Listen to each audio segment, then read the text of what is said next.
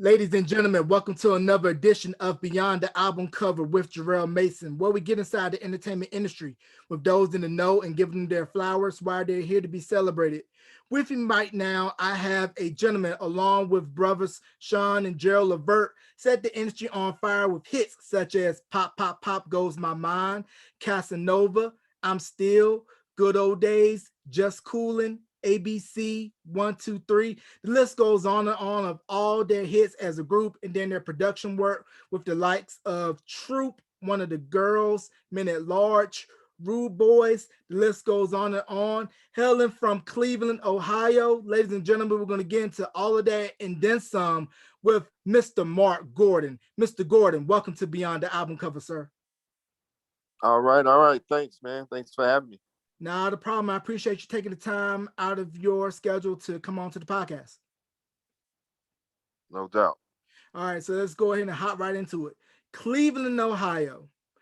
Getting into the music business, was it something that you always wanted to do, or was it something that just fell into your lap?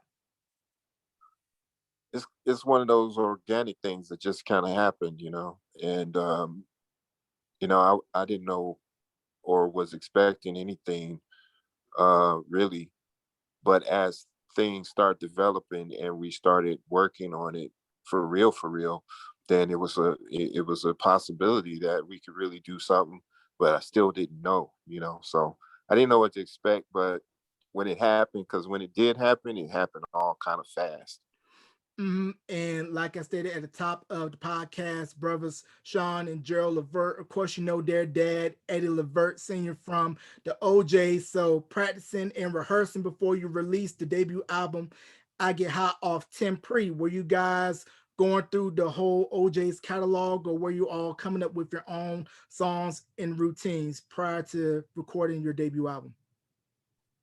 Yeah, before that, we did the Chitlin Circuit in Cleveland, around the areas, and we did a lot of different songs. So we did Prince, we did a lot of the stuff from back then, Cameo, a lot of funk stuff. So that's what we kind of did. And then when we did the independent record, that's when we had to do the independent record, but we were, still filling in, doing other songs. So we would do the OJs. We did a few of their songs. So it gave people like kind of a preview of what to expect. And that's what we went with. Right, in the mid 80s, funk was very heavy. And by you guys being out of Cleveland and not being too far from Cincinnati and Dayton, Ohio, and all of the rich musical history that came out of those areas in Cincinnati, said Nathan, King Records, and Asley Oh, Brothers. yeah. I just recently had Chris Jasper on the podcast, and then Dayton, all the funk acts such as Lakeside, Heat Wave, Zap, and Roger. So, what is it that you think it is about Cincinnati, Dayton, and Cleveland that gives the music industry its rich musical history with all the acts I mentioned? I don't know exactly what it is, but I think for me, part of it was, the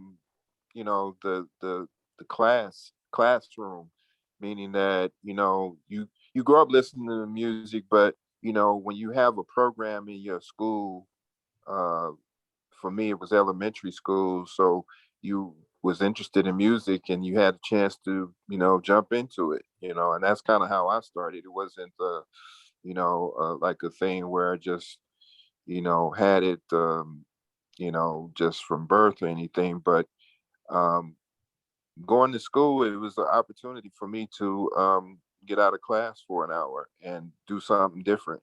And so that's where I was at. And once I got into it, I liked it.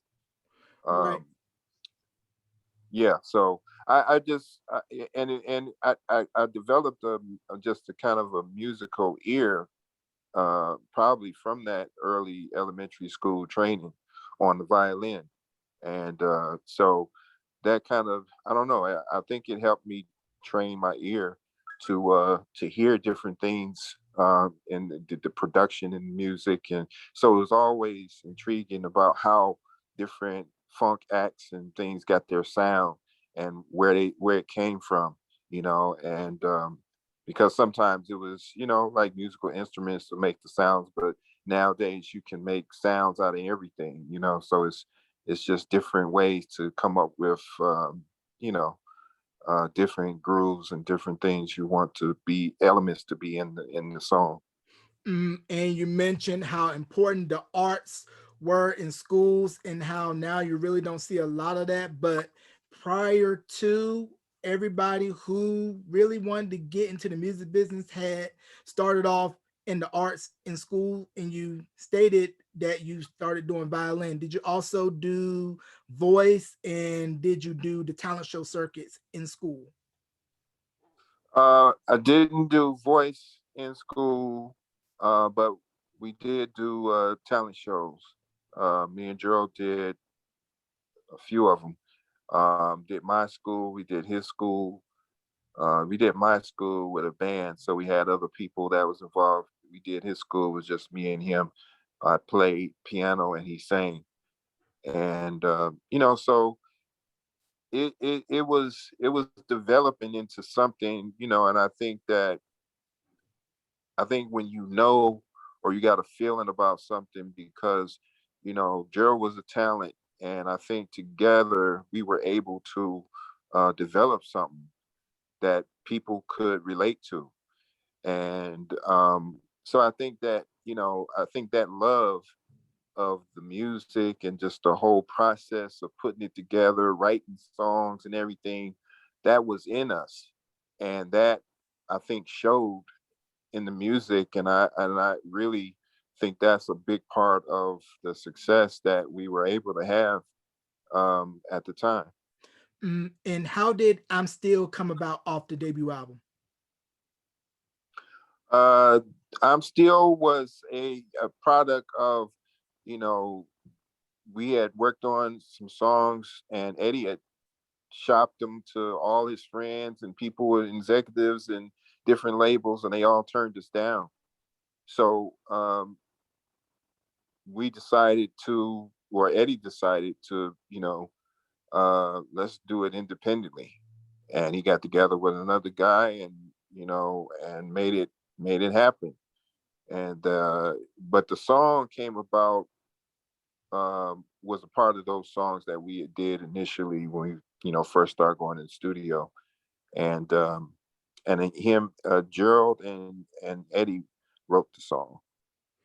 And I'm Still, great ballad, got regional airplay. And can we talk about the importance of radio station WZAK out of Cleveland, and especially Jeffrey Charles and For Lovers Only? Well, it was, I always have to give a shout out to the station that, helped push us, and especially Lynn Tolliver, who was the program director at the time. And he immediately put it on with no questions, no nothing. I don't know what it was exactly, because I didn't know him at the time. Of course, you heard him because you hear him on the radio and all of that, but at the time it was a connection, and I guess he was, he at the time, you they didn't have the corporate aspect of radio the way it is now. So program directors had more leeway with what they wanted to play. So when he played it, a lot of other DJs and jocks around the country that followed, or kind of listening, because he was also at a record company, and and he wrote a column for Billboard, so he had some influence to where other people was, he would influence other people, and I think that really helped pushed us to another level. Also being able to get on Soul Train independently as an independent act. Also, that was a big plus. It helped us get shows outside of Cleveland, opening up for other national acts, and that's what ultimately got us signed, was performance, and the right people was in the crowd, and that's how we got signed. Wow, and that's what we do here beyond the album cover. We get the backstories. Now, did you all cross paths with Dream Boy? They were signed to Quest Records and they were from Oak Park, Michigan. No, I never crossed paths with them. I know we crossed paths with Ready for the World, and they were from Michigan as well. But I think we were kind of out around the same time, and we had did some kind of radio station event, I think, together before. But yeah, not never crossed with Dream Boy. No. Okay. All right. So 1985, the debut album comes out, and then 86, Bloodline comes out on Atlantic. So what was that process going from Temporary to Atlantic and then interacting with the likes of Sylvia Rone and Merlin Bob? Now we're in a whole nother, machine that's like built with all kind of pieces and moving parts. And so it was a definite change in, and how we were doing everything, because we had itineraries and set interviews and press conferences and different things that we weren't necessarily getting before. Just so it was just a difference in the changeover and going into a major just machine, and that's pretty much what it was. But it was all love. And the first guy that signed us was Hank Caldwell. And before he left, but when he left, that's when Sylvia kind of took his place. But it was all love. We had a good crew up at Atlantic. That was just it was like our home away from home. Mhm. And wasn't Kevin Woodley at Atlantic when you guys were on the label? Yeah, I think he was at some point. I don't think he was there in the beginning, but I think he was there, and somewhere midway through. Okay, yeah, Kevin Woodley, friend of the podcast, had him on twice. Great, great guy. And I don't know if you can answer this for me or not, but in the video for Pop Pop Pop Goes My Mind, there's a woman dancing in the video, and to me, she looks like Jennifer Lewis. Do you know if it's her or not? No, I don't know if it's her. I Okay. didn't. No. Yeah, I don't even know if it was her. Yeah, big Oh. mystery, but it kind of looked like Jennifer Lewis to me. Now, Pop Pop Pop Goes My Mind, big hit, getting a lot of reach, Soul Train, Video Soul, and then going into the studio to make the big throwdown in 87. So, what was that process going into making that record? And then your first reaction when Reggie Calloway brought to you all Casanova, which became a crossover smash, both R&B and pop. Um, well, now it's like, okay, now we got to step our game up more. We got to do more, because at this point we still weren't considered the producers yet. And so we were still working with other producers. We were writing the majority of the songs, but we weren't the producers yet, and that didn't happen until the next album. We got some joint credits on that album, and but it was things was getting good. It was happening fast. And when we Sylvia had the vision of getting a song. She wanted a hit, um, and I guess she, kind of inquired from different sources, but Callaway came with something that worked, worked for us, and it was a smash. Had that bounce, and it was crossover pop R&B smash, and it was covered by the UK boy band Ultimate Chaos in the mid 90s, and it's still being played and still loved to this day. Now, I believe it was at this time or a year after the Big Throwdown. How did Mamacita for Troop come about? And before we go into that, I'll just want to have a real quick moment of silence to honor the memory of Reggie Warren from Troop who passed. Let's have a moment of silence for Reggie Warren. All right, let's go ahead and talk about Mamacita and Troop and how did that come about? Um, music had changed a little bit. Was changing, and it was just a vibe. We were at the house, and at the big house, we called the big house, and came up with the idea. I came up with a beat and some groove, and Joe came with the Mamacita, and it was a rap. Mm. It was a wrap, and Sylvia, got us, to do the production, um, and so yeah, we had a good chemistry with putting it together, and with the act itself, So Mm. Now, did you guys demo the record before Troop recorded it? uh, Gerald did, yes, yep. Mm. Okay. Yeah, and Mamacita, great record, launched Troop in the stratosphere, and we all know what happened after that. Now, during this time, as far as touring, I believe you guys did spots on the Budweiser Superfest. And for those of you that don't know about the Budweiser Superfest, a who's who of R&B acts on this one big bill. So now, was that normally spot dates, or were you going across the country in different dates? And I believe it was put together by Mr. Al Heyman, correct?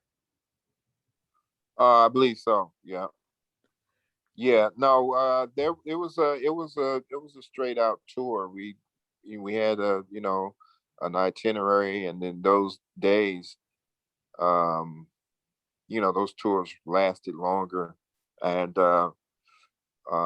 like we were on got the tour with some of the top ones at their peak. You know what I mean? And so it was a great experience. But Budweiser Superfest, yeah, we got a chance to get out there and out in the parks, because they normally was set up in the parks, and be inside of like one of the shipping containers or one of the trucking containers, and it converted into a stage, and yeah, so always a good time doing the Budweiser. Right. And Al Heyman, for those of you that don't know, famous concert promoter, also boxing promoter, Floyd Mayweather, and you know his name, but you rarely see his face or hear him because he rarely gives interviews. But Mr. Heyman, very influential within music and sports. Yep, Mr. Al Heyman. Right. So if he's listening, I'm putting it out there. Come on, Mr. Heyman. I know you rarely give interviews. I'm putting it out in existence. Come on, you got a spot here on Beyond the Album Cover. Shooting my shot. So, how are you guys as a group able to find the sweet spot where we want to incorporate the New Jack Swing sound, have a youthful, fresh sound, and also because of the lineage coming up under the OJs, have that balance of old and new? Let's say that one more time. The question. Okay, so how are you guys able to have that balance between coming from the lineage of the OJs, but interjecting the youthful sound of R&B and hip hop, that early fusion that we now know as New Jack Swing? Um, I think it was, I think for me it was kind of conscious, because I know that, like, I'm still was a ballad, and a lot of people confuse that song, or that song for the OJs, and they didn't know. So we were super young, and I felt like we needed some younger stuff to um to kind of infuse where we were, and if you notice, like in the early songs, we had more kind of funk ideas, in the early like for Big Throwdown. You know, it might have been some more like funk type stuff in there, and it's transitioned from there with Just Coolin'. Just Coolin' was more hip hop influence, but it was the first album or first song uh, to collaborate with between a R&B group and a hip hop artist.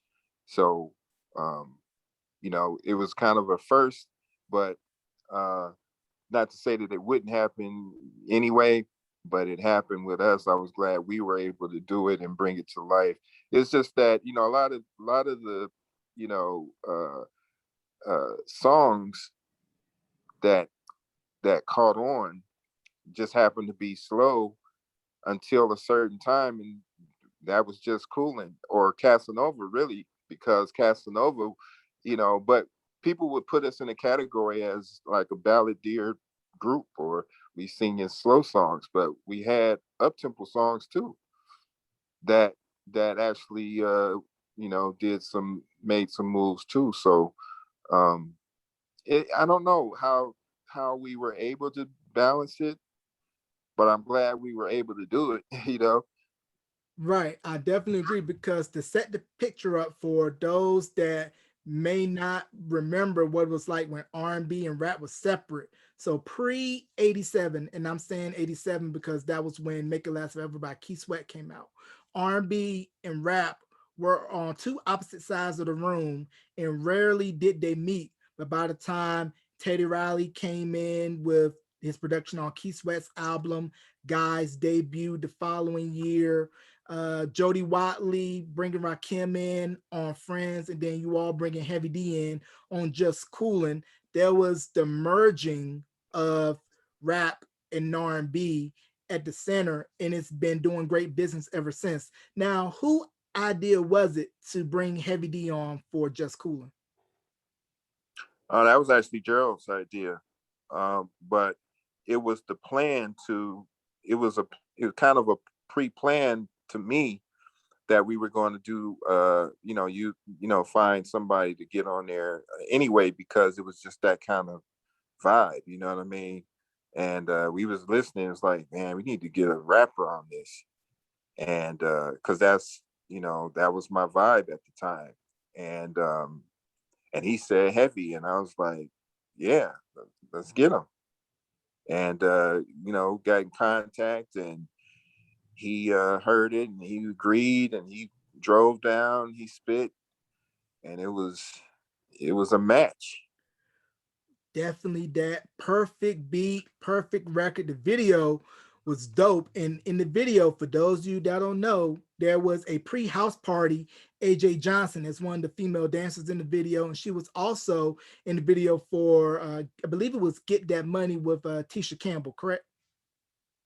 Yeah, because another fact about them that people probably don't know is that for that particular album, I want to say 87, uh, they came to Cleveland and actually did choreography for us for that project. Oh wow, I did not know that. And then years ago, I just found out that AJ Johnson was also one of the female dancers in the Any Heartbreak video, because if you notice, she's one of the dancers dancing behind Ronnie, and then Gerald also had a brief cameo in the Any Heartbreak video. Hmm. Right. So 1988, Just Coolin' hits, and then there's a gap between Just Coolin' and Rope-A-Dope Style in 1990. And I believe probably during that gap, maybe you can correct me on this if I'm wrong, but weren't you guys on the Don't Be Cruel tour? It was yourselves, Karen White, and Bobby Brown? Yes, yeah, we was on that tour, and but we also had you know, things that was going on outside of that too, because we did the soundtrack for um, Coming to America, and that on that we had Addicted to You. um, which also, top charts. Uh, but and also around that time, it was New Jack City. So we were in the New Jack City, had the cameo in that, and did the singing around the trash can. So it was other stuff that was going on in between the tour, and so we were also recording because we recorded "Addicted to You" while we was on the tour in Florida. We went to a studio out there and finished the song, and then that was that. But Mm, yeah, so we was constantly moving. right. So did you guys have time to really pause for a brief second and kind of soak everything in, or was it pretty much warp speed, keep it moving because everything was moving so fast? Yeah, it was pretty much keep it moving because everything was happening. You know what I mean? And we were loving it. We were loving just the ability to be called, and people wanted us on their tour and wanted us to be a part of different things. So it was a good feeling. It was a good time. hmm Now, as far as the songwriting and production within the group, did everybody have a specific role? Like you had your piece, Gerald had his piece, Sean had his piece when it came to the songwriting and production. And was it also right around this time that Travail formed? Yeah, we put that together around that same time. I want to say 87, 88. And yeah, but it was primarily me and Gerald did primarily most of the writing and producing. Mm. So, what normally comes first for you for songwriting? Is it hook first, chorus, or bridge? Or does it vary from song to song? It just varies, you know what I mean? it, in creativity, is no set way of how to get to the final product. It's just getting there, and loving what you have. So it's no set way. It can come from a concept. It can come from hearing something while you outside, like I heard a noise, and or you could sample the noise and create the song. It just depends on what vibe you on at the time. You know what I mean? And sometimes I hear things just out the air, and it'd be like, oh, I'm gonna use that, Mm, and you start developing it from that. So it's a whole nother thing to like come up with an idea, and next thing you know, your idea is on the radio. It's a whole nother situation there. It's real cool. um but yeah, that's the beauty of creativity. right. You never know when it strikes. You could sample a faucet dripping. You could sample ambient noise from the sky, however way you get it, use it, and then the only thing you can do is hope that it turns out to be a hit, right? Yeah, that's it. You know what I mean? So, what was it like for you guys when you all would crisscross on certain tour paths with the OJs? Would you all sneak and kind of do backgrounds during their shows, or would you just watch from backstage? Nah, we just watch. But a lot of times we was doing a lot of touring with them too. Mm, So we did touring with them. We actually had a tour together called the Family Reunion Tour. And it was we kind of set up a show to where we all came out on stage together, and we would do a medley section where we would go back and forth and do uh they do an OJ song, we do one of our songs, and back and forth like that. And a little piece of it. And then it was a cool show. mm, I don't think I appreciated it as much then as now. Like then it was just like you felt, like I guess I felt like, well, it's just another tour, but it was different. It was different than another tour because we were able to actually put together, arrange how we wanted to do certain things, and and it was also good because we was on stage with such a, great act that, you know, that got love from way back, and we was getting love from the, from the new crowd.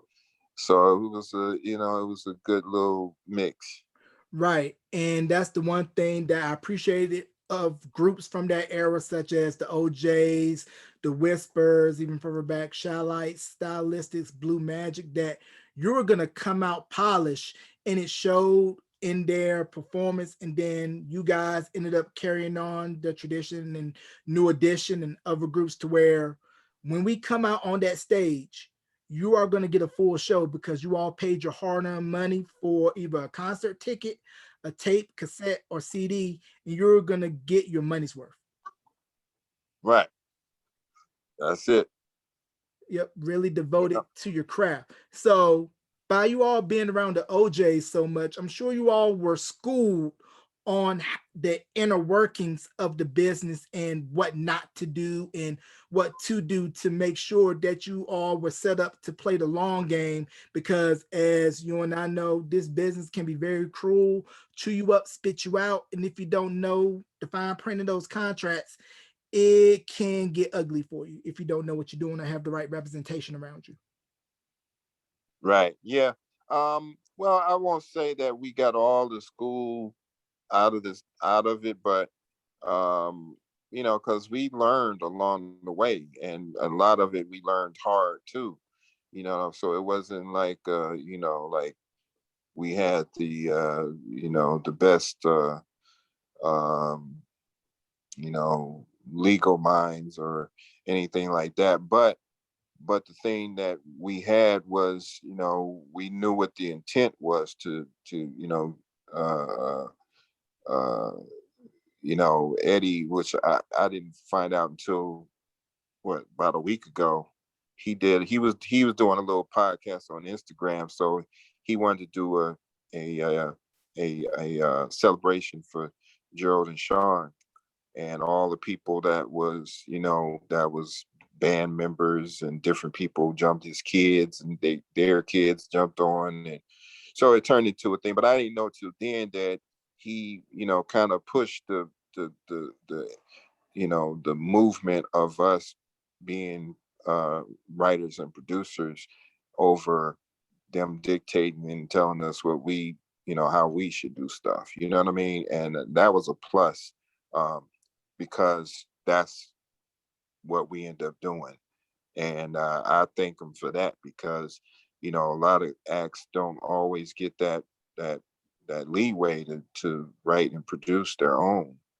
And that kind of takes away from your publishing and the things that you have to live off of. And so I'm thankful for that. But there was don't get me wrong, there were definitely mistakes in the process that sometimes no amount of schooling can prepare you for some of the stuff that you run into. So it almost kind of feels like you're trying to learn to swim for the first time. The only way you're going to know if somebody picks you up, throw you in, and you got to learn to sink or swim. Yeah, you gotta learn. Yep. Someday the training wheels are gonna come off. So before we get into rope a dope style, how did you all get on the Don't Be Cruel tour? Was it a referral or how did that come about? Getting on that tour.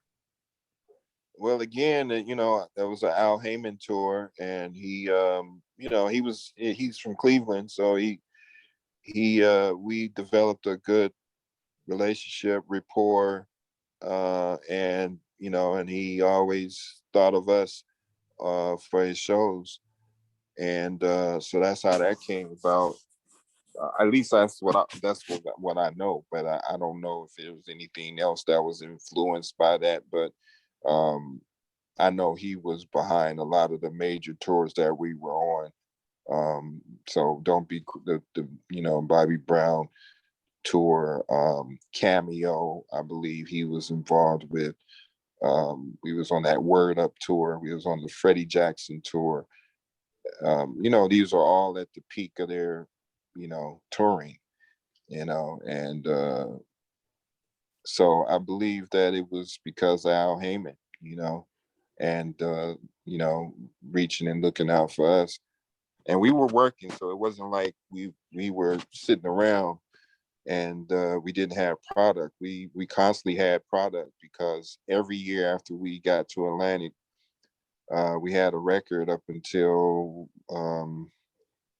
and even in between that, like I said, we had the soundtracks and that thing. So we had music that was constantly rotating, and Mhm. that helped us on some of those tours too. Right. It's definitely beneficial to have friends in high places. And I believe Mr. Heyman was in on the New Edition Heartbreak Tour, I believe. Yeah, he probably was. Right. Definitely a money making tour, Bobby's tour, money maker, because folks, this was right around when Bobby Brown was peak Bobby Brown. Don't Be Cruel was the number one best-selling album of 89, crossover superstar. I mean, just Google Bobby Brown 1989 and you'll find bits and pieces of touring performances, and couldn't nobody touch Bobby once he hit that stage. Oh yeah, it was a great show. It was a great show from beginning to the end. And then you might not know this, or maybe you do, but at some point, uh, Hammer was on the tour too, I never knew and that. that was yeah, Hammer was on some of those tour dates. I forget what happened, but Hammer ended up being on the tour, and then at some point, um, I think they broke off, and I think they went overseas. But yeah, it was a Hammer, it was Bobby, and Hammer came on. Let me see, Hammer came on after us, and yeah, I think I forget how the order, but Hammer was right either before. It was right before Bobby, and so they kind of every now and then they kind of clash because Hammer had a million people on stage, and Hammer was putting some heat on Bobby, and so that's probably where some of the riff came, but because the stage is, everybody fighting for that, hey, we gonna kick y'all ass tonight or whatever. And sometimes it's all in good competition, but sometimes you can take it farther than that. But it was a good time. Right. I definitely agree because that killer lineup, you guys, Karen White, Hammer, Bobby Brown, top of the line, save your money, your ducats to get a ticket. You don't even care if it's nosebleeds. You just wanted to be in the building. So you guys did shows on Arsenio. So what was that like going on Arsenio, knowing that he's from Cleveland and seeing the impact that not only he had within urban culture, but pop culture, because this was the first time where a late night show host were hosting musical acts that you probably weren't going to see on a Joan Rivers, a Johnny Carson, or a David Letterman. It was where you could be your authentic self, not watered down. Oh yeah, it was a beautiful thing because we knew Arsenio before, so it was shit. We had hometown in the spot. Cleveland was in the house, and that was even similar to like Steve Harvey. We knew Steve Harvey before he became the Steve Harvey who he is now. But back in the day when before we was even Levert, before we hit, we knew Steve because Steve used to work at the mall and at one of the men clothing stores, and so we didn't know he was going to be Steve Harvey, and he probably didn't know we were going to be Levert. So But yeah, it was interesting situation. But it was always good to see people in from your hometown doing great things. Right, definitely that. So 1990 hits and Rope a Dope Style comes out. Baby, I'm Ready, All Seasons, and the list goes on and on of all the hits from that album. So being deep in the game by this point, what was the process of putting together Rope a Dope Style?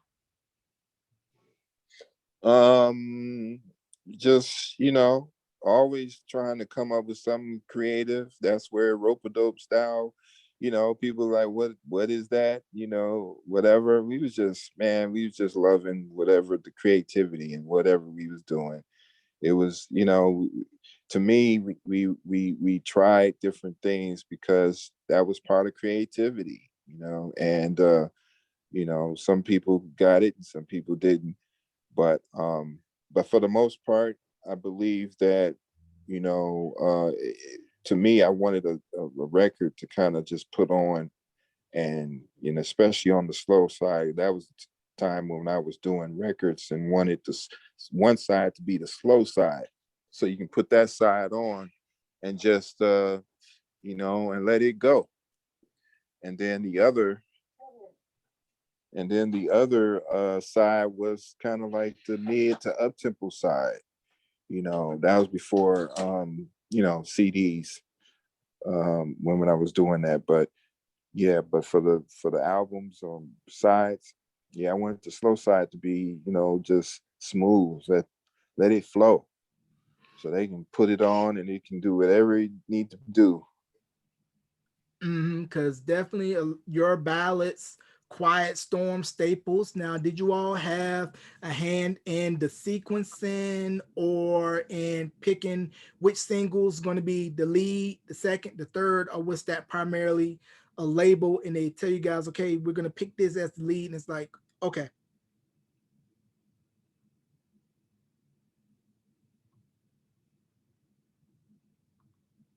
Uh, um, yeah, it was kind of a mutual agreement, like, but we made the decision mostly and for most of it, but it was kind of like an agreement where we was under the same understanding, you know. So yeah, between the label and us. Right, because for those that don't know, sequencing and picking which single is going to be your lead and your second single can be make or break. Now, who were you guys listening to on the radio that you guys took inspiration from? Like, were you guys listening to Jimmy Jam, Terry Lewis, LA and Babyface, Leon Silvers, or any of the other hot shot producers at the time, Teddy Riley? Um, they listened to whatever was coming out. You know what I mean? And you know, and but all of the influence came from the older acts, and like I was heavy into Earth, Wind and Fire, and I was heavy into Cameo and a lot of the funk stuff, and and Roger, so those were like the influences. But as music changed or music sounds started changing, you develop what you want to how you want to present your sound. Because me, I never want to kind of bite off of other sounds, but um it's once there's really nothing that's new with the sounds. It's just that how you rotate them, or how you put them in the mix, or how you use them. And I was heavily into sampling too, so that was part of the creative influence too, is be able to use something and it totally flip it from what you know it as, um and it's just all creativity.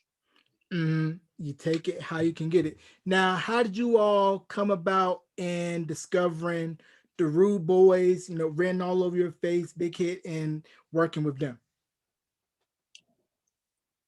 Well, one day Gerald brought them over to the big house. And actually, it was just Buddy and Joe. And originally, that's all I thought that was in the group was a duo. And then when I saw them, and again, it was like 4 or 5 of them. And I'm like, oh, okay. But yeah, so that's how that came about. They were, I guess he saw them somewhere, and it's like, yeah, I want to do something with them. And like, okay, so that's where it was. And Written All Over Your Face, big hit. Now, was that the same story for Men at Large, or was it something totally different? Yeah, it was a similar story. They're around Cleveland, and actually, one of the guys, Dave, is Lynn Tolliver's nephew, and so there was a connection there already. Um, and it was kind of a concept because they were kind of hefty, and so that's how the name came about and everything. I guess Gerald came with that idea. So um, yeah, it was a similar type situation. Okay. And did you all have any interaction with R&B group based out in New Orleans called The Real Seduction? They were signed to Atlantic. They put out the It's Real album, and they had the single Ain't Nothing Wrong, which was produced by Intro. No, I haven't. No, I didn't have any. I didn't cross paths with them. No. Okay. Did you cross paths with Intro? No, not really, not directly, but I was working around, different people at some point, and when I left Cleveland, and I had done some stuff when Missy had just got started, and not really got started, but before she blew up, we while she was blowing up, we were working on some projects together. Okay, okay, okay. But no, I didn't. I hadn't crossed paths with them at that time until later on. Mm. Now I want to circle back to Troop. We talked about how Mama Sita launched them in the stratosphere. Then in '89, Attitude with Spread My Wings, the cover of All I Do Is Think of You, and My Music, I'll Always Love You. Those two records in particular were the first early production credits of a young Dallas Austin. So, what was it like for you seeing their success from the debut to Attitude to Deeper? Um, I mean, I was happy to be a part of it. Um, you don't. I guess while it's happening, you don't really think of how much um work or how much time and how much music has been put together.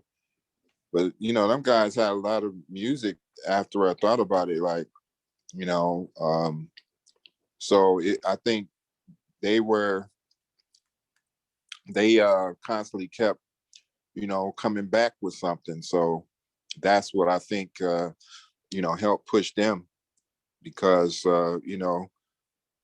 keeping some music going and that the people want to hear is going to keep you in the spotlight, keep you in a good position, um, whether on the charts or just out in the community where people want to hear your stuff.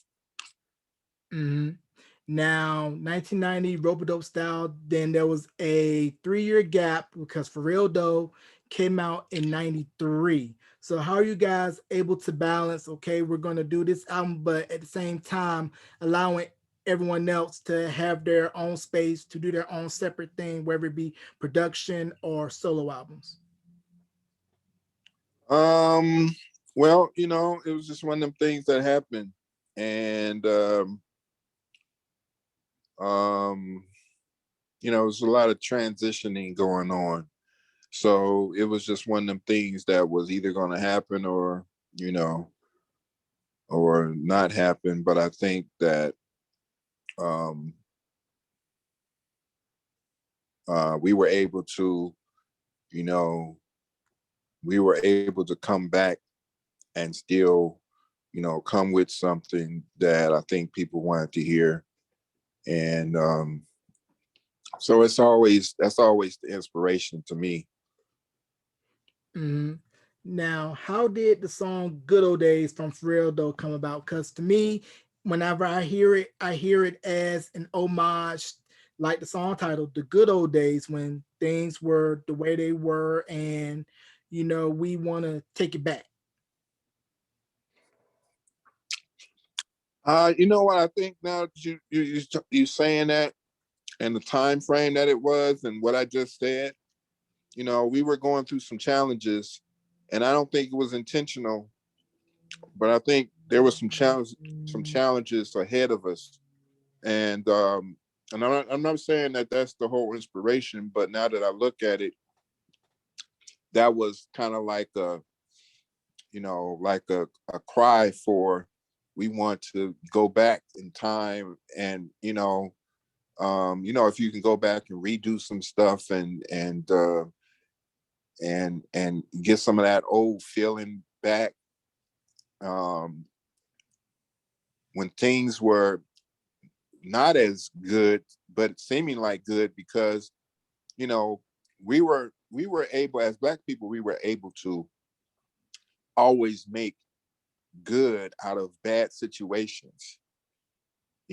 We were able to handle whatever situation that came to us as Black people, I believe.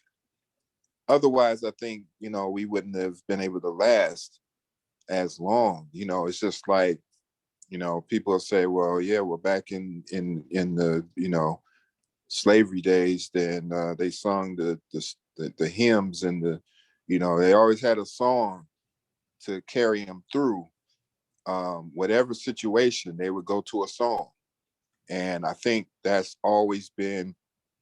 I think it's a Black thing. I just think that is something that's in us to want to go back to good times regardless of what's going on.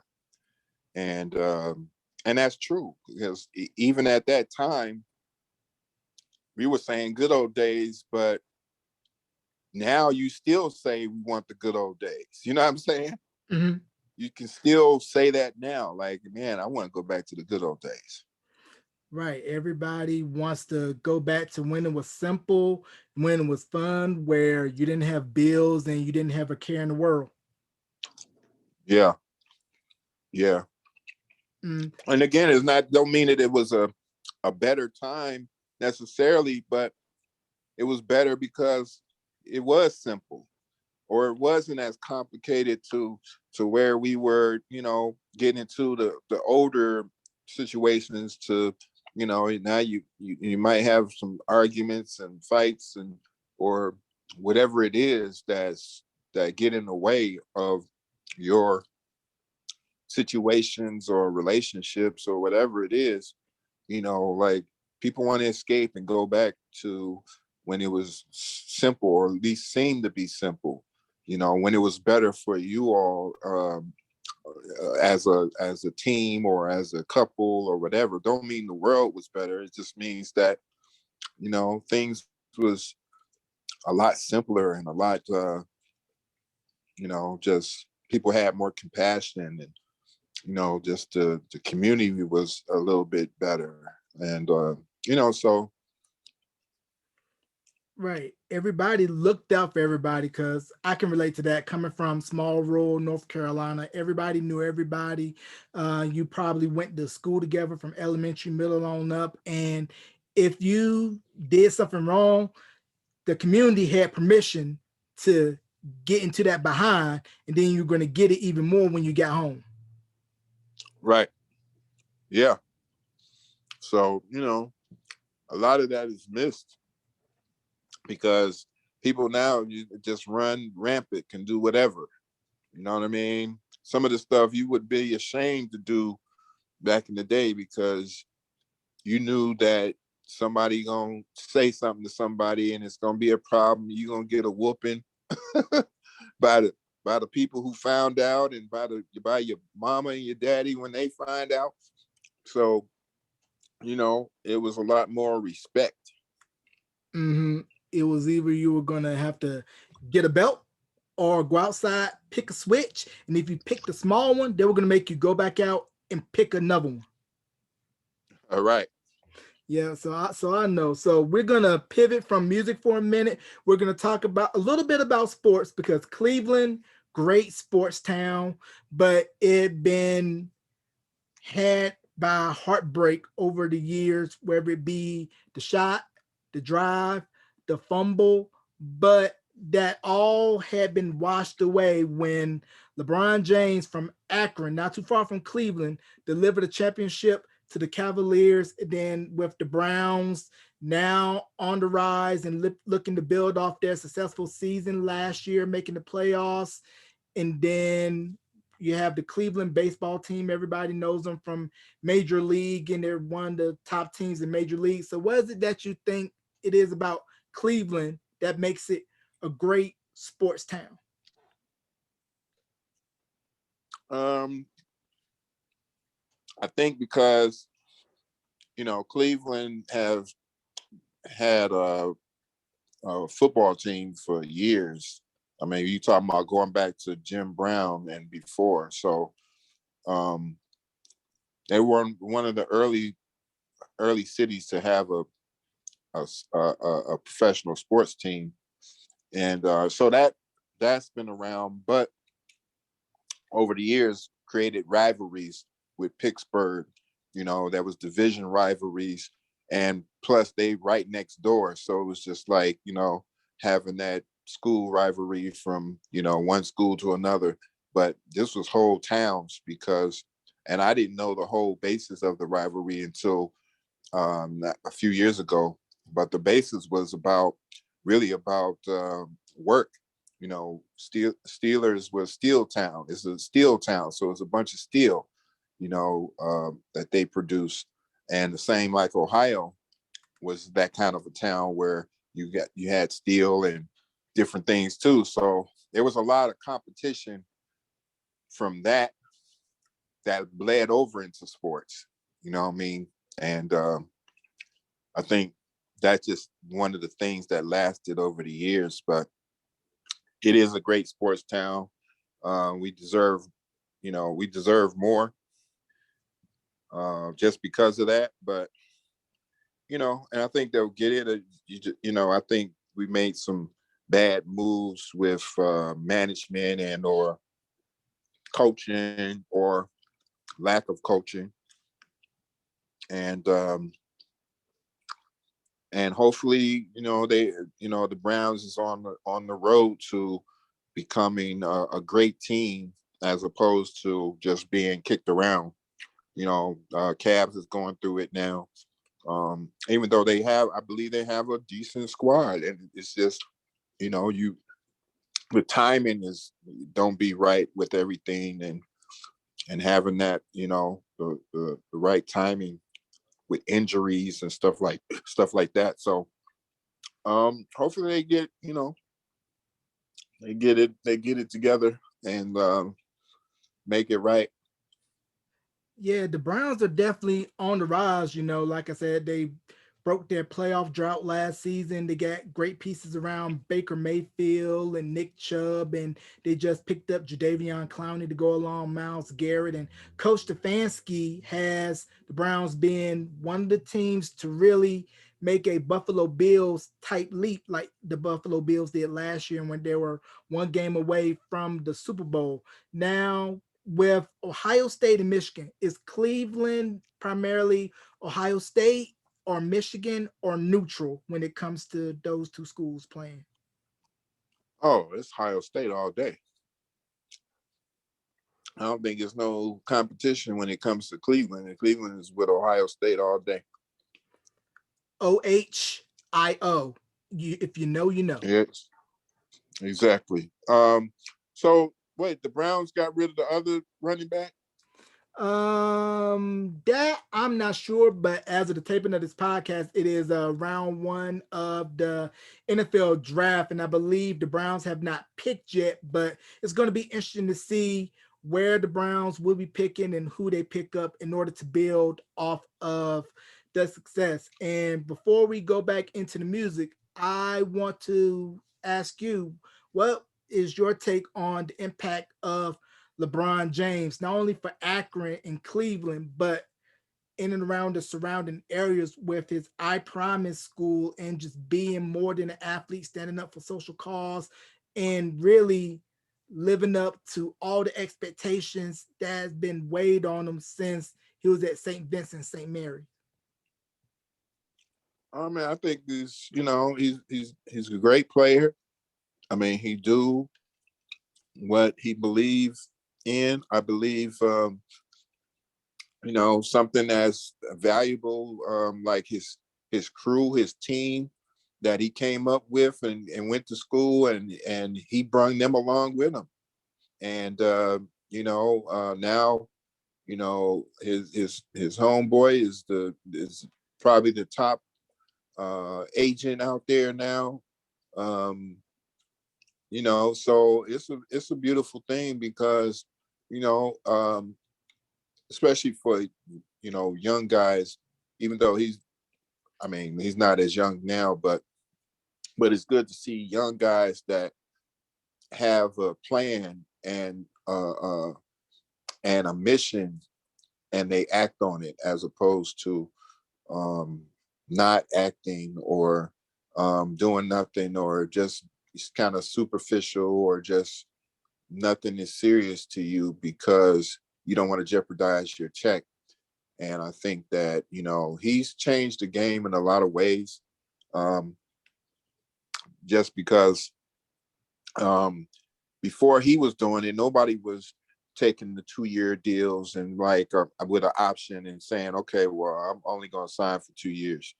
And he gave other players the incentive to do that, to where they really had to maximize their money that way, because the money had changed over, meaning that it went up as far as the money that the industry was getting. So if the industry get more money, we got to get more money.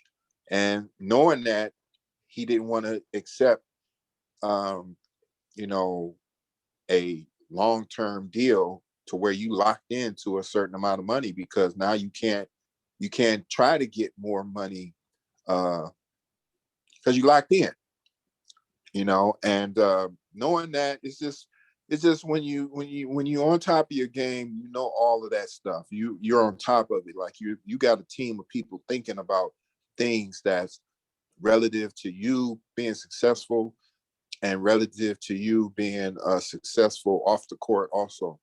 And I think that's what he's been able to put out there on a consistent basis. I can't hate on him, and I feel that people that do just hate. You know what I mean? You can't hate on that. No, you definitely can't hate on what he's doing, and also got to give big ups to Karis Levert doing his thing with the Pacers. Right. Big up to Karis doing his thing with the Pacers. So, besides the Midwest and Cleveland, what were some of Levert's top markets or regions of the country to tour? DC, Washington DC, Virginia. Um, I'd say Texas. Some of every Detroit. Um, there was a lot of places that was our frequent. We were frequent flyers to. Um, New Orleans. We had a lot of spots that we hit. Right. Yeah, because I could definitely remember seeing the bill for the different tours, either in Ebony or Jet, and just saying, man, I wish somebody would have the foresight to record it and release it, because hearing about all those acts on one bill, like for Budweiser Superfest, if they would have had it on VHS tape with the concerts, or at least on cassette or CD, the performances, that would have made a killing. Yeah, yeah. And let me clarify something, because I think you said Budweiser Super. We was talking about Budweiser Superfest earlier, but I think it was also another tour that was like the Miller Sound Express. that we were on a lot too. The Miller Sound Express was the one that, you know, they convert the truck a truck thing into the stage and all of that. But the Budweiser Superfest usually happened in Cincinnati. I think Cincinnati. That was I think the Budweiser Superfest. Okay. And of course, all over the place. But yeah, that happened in the stadium. Wow, that's something that we did not know, especially with Miller having their own concert series to compete with Budweiser Superfest. And to think about it, both of those brewing companies based out of the Midwest, Anheuser-Busch, St. Louis, Missouri, and Miller in Milwaukee, Yep. Yep. which is so crazy. So for real though, comes out in 93. Everybody goes off after that to do their own thing, whether it be productions, solo projects. Now, did you have any idea about LSG before it happened? No. No. No idea. Yeah, that was You definitely. know, Go ahead. at you know, at some point, again, I was like I was saying earlier. At some point, we kind of, you know, went different ways, and and so in that, certain things I just wasn't knowing anymore, um, because I wasn't attached to it that way. But Mhm. um, you know, at the end of the day, we still had obligation with Atlantic, and um, you know, it hadn't gotten to that point until after that. But we still, again, was able to come together and come with some music that, you know, we thought people wanted to hear. Mm, and that was the album out in 97. And by this time, Cleveland has definitely been on the map and on the scene. So, what was your take on when Bone Thugs and Harmony came out and then Crossroads became a big crossover smash for them? And they were one of the last acts discovered by Easy E before he passed. So, what was your take on when Bone Thugs came out and how they just exploded and really put on for Cleveland?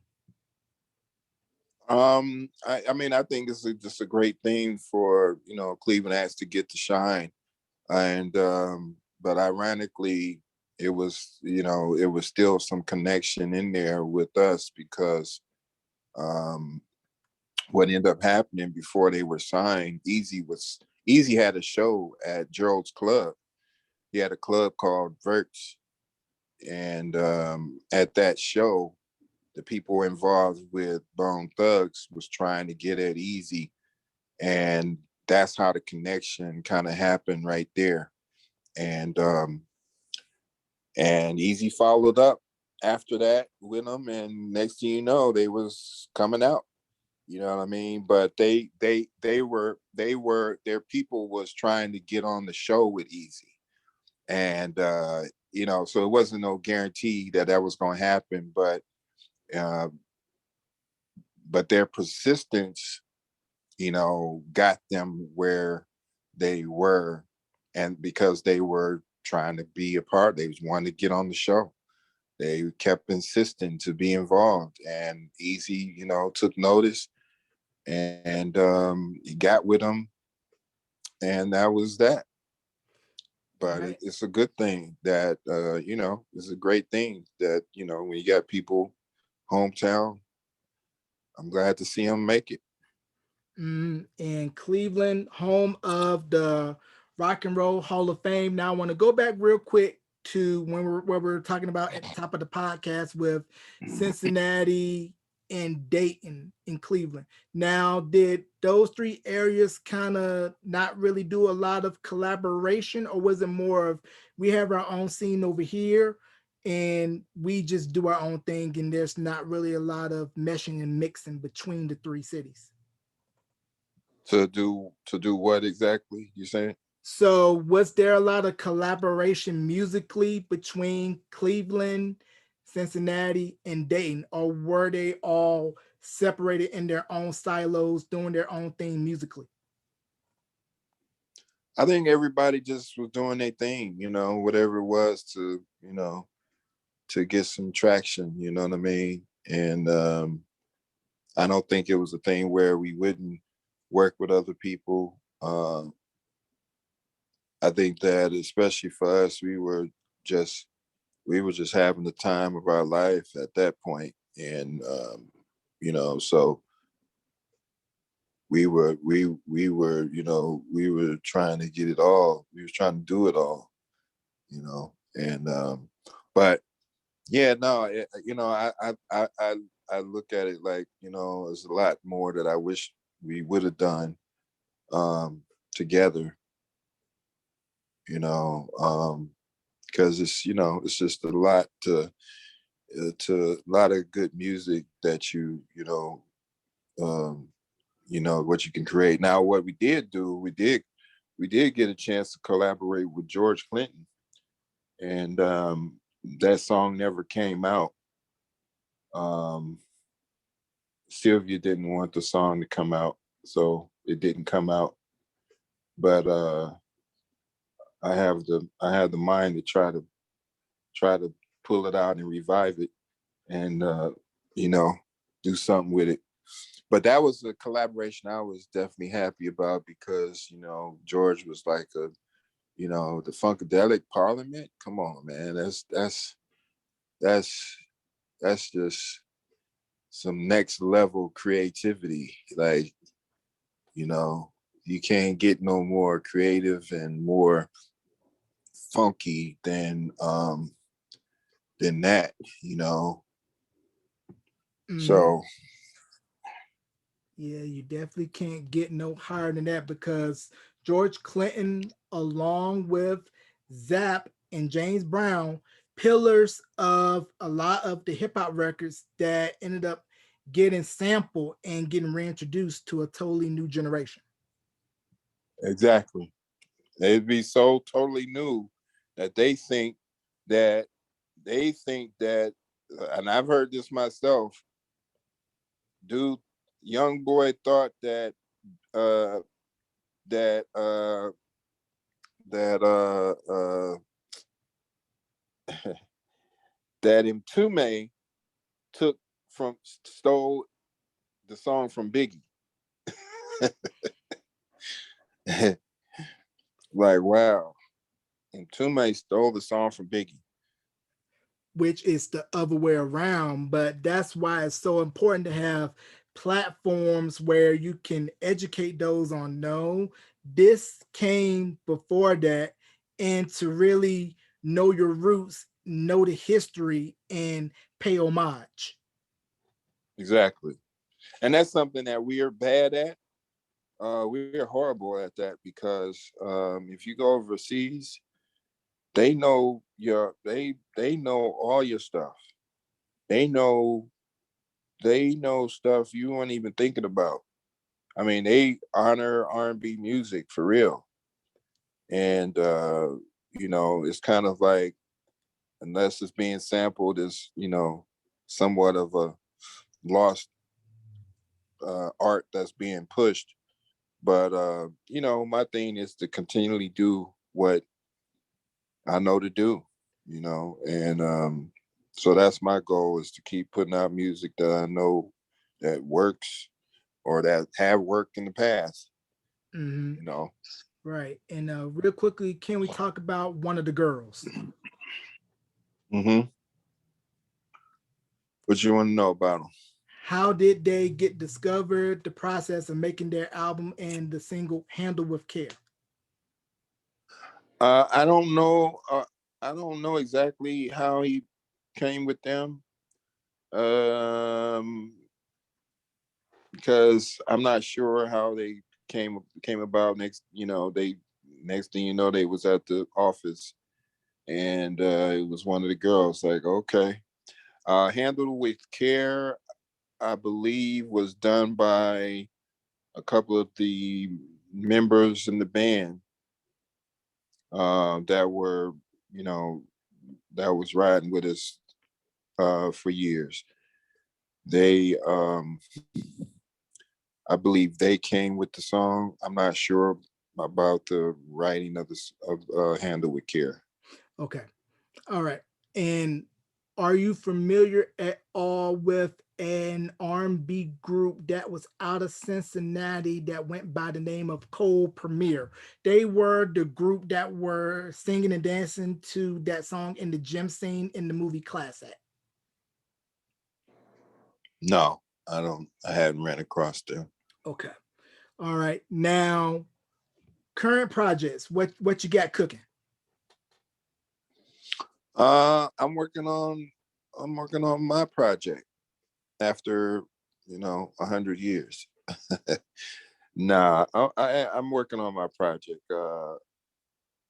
and it's going to be a kind of a combination of some things because I'm putting my story together, and so I'm coming with just overall content from A to Z. I'm coming with some content, whether it's reading, visual, or um, musically. I'm coming with some content, and Right. I hope that I hope that the people like it. Right. And we're definitely looking forward to that when it drops. And I want to get you out of here on this. Overall, Levert's legacy. How would you describe the legacy of Levert and the impact that you guys had on the music industry? I think I think there was definitely some impact.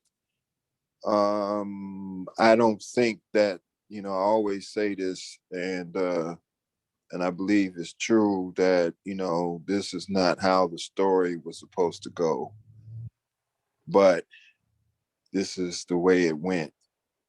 And I think that as time go and more because I'm always doing everything I can, social networking, to make sure that we are being preserved, and there's other people that's out there that's always promoting 80s and 90s and this and that, and so I appreciate them for doing it, because we are mentioned in that grouping, and but I'm always trying to do something to keep that out there, because that was the nucleus for everything that we had to do with. The nucleus was us doing what we did, and I think that I want to preserve that as much as possible, and just do more music. And in fact, I do have some unreleased music that I am gonna I plan on releasing from the group. So it's just a lot to go through and process, um, and just always trying to make the people happy, and make them feel a certain way, put them in the mood, and give them something that they haven't been getting, or just being a part of the good times in their life. You know what I mean? It's nothing better than them kind of stories, when I get those stories from people that'll come up and tell you that they got married to your song, they had their kids to your songs. You know what I mean? And so that part of it is something you can't really, you nothing else compares to that kind of situation. You can make all the money, you can do all the things and everything, but when people really get it and they really into it like that, and they tell you them stories, it'd be like, man, like, you don't know how that is to be a part of somebody's life like that, to touch them to where they're really, they're part of your whole why you do what you do, and Mhm. so I appreciate that from all the people that's supported Levert and anything Levert related, because it helps to um, keep us promoted. You guys' legacy forever stand the test of time. And before we close out the interview and do shout outs and plug your social, I want to do a moment of silence to honor the legacy and memory of Sean and Gerald Levert. Let's have a moment of silence for Sean and Gerald Levert. Amen. So, do you have any shout outs you want to give, Mr. Gordon, before we conclude this interview? Also, plug your social media. I'm on Instagram, Mark J Gordon. The J might throw people off, but it's Mark J Gordon, or you can maybe type in Mark.Gordon. And the same on Facebook, Mark.Gordon. And I do have Twitter, and I think it's the same. I don't be on it as much. I got to get a little bit better at being on social media like that. I kind of fell off of it, after I lost my mom, and I just wasn't really, you know, I was going so hard before that. It was just like, man, I had to fall back for a minute. So, you know, but yeah, I just yeah, hit me up on there. I'm out there, but you will be seeing some things. I'm developing some things as far as on the music networking side, and so you may be seeing some radio programming and stations developing across the country in different cities. So look out for that.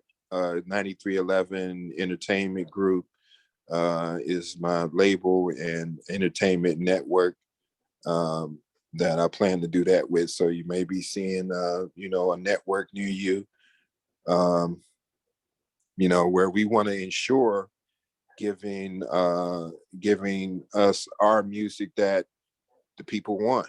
You know what I mean? And not just that, but my thinking is to create the infrastructure for us to do what we do without the outside influences and the people that's trying to control the music game. And we do it for the love. You know what I mean? We do the music. Of course, we got to get paid, but you know, um, the music game is a tough game, and I think it's long overdue that we have our own infrastructure and things that we do, so that nobody can control what you're doing and hold your copyrights, and basically you know drain the blood out of every song that you ever put out there. And so it's long overdue for that. And so that's part of my mission right now, is to bring that to life, not just for me but for our community, our music community, and our and us as a Black community. But um, I think a lot of people is feeling it behind the streaming and behind the things that the industry has used as to basically capitalize over artists. And I'm over it, you know. Yeah, because as we see with digital and streaming, the rates are low and the numbers don't add up when you get those quarterly earnings from either BMI or ASCAP. So it's about time that artists say, no, we're not going to stand for it. And we're going to cut the middleman out. We're going to do it our way. And we're going to want the whole pie, not just a piece or a sliver. Exactly. So that's a campaign you may see me initiating. And if people, you're gonna have some people that's not gonna be along because they used to, getting catered to by the label. It's hard to, pull away from that dangling carrot. You know what I mean? But to make a stand for a bigger picture, then I think that's what it'll require to stop using, abusing artists when they're creating the content. They're creating it. You use it and abuse it for 30-35 years, then you don't want to give the masters back. And so we just when you know better, you do better, and that's what it's time for. Industry rule number 4080. Shout out to Q-Tip, A Tribe Called Quest, Ali Shaheed Muhammad, rest in peace, Fife Dog. If you know, you know. Do you have any people you'd like to thank before we conclude? um I mean, I basically I want to thank like I said, thank the fans, the people that's been supporting Levert and all of the acts that follow and that continue to follow, and keep looking out for a good product because it's coming, and we appreciate it. We appreciate we appreciate the fans and the supporters. you know. Right. And I appreciate you coming on to Beyond the Album Cover. And you can catch this wherever you stream podcasts, on my YouTube channel, youtube.com/Beyond the Album Cover, or at the website beyondthealbumcover.wordpress.com. Ladies and gentlemen, let's give a big thank you, round of applause to Mr. Marc Gordon for coming on to Beyond the Album Cover. Thank you once again, Mr. Gordon, for coming on to the podcast. Thank you. I appreciate the platform. We need more to get the word out and keep keep these young people informed on the music and the history. You know what I mean? Yes, sir. I appreciate you.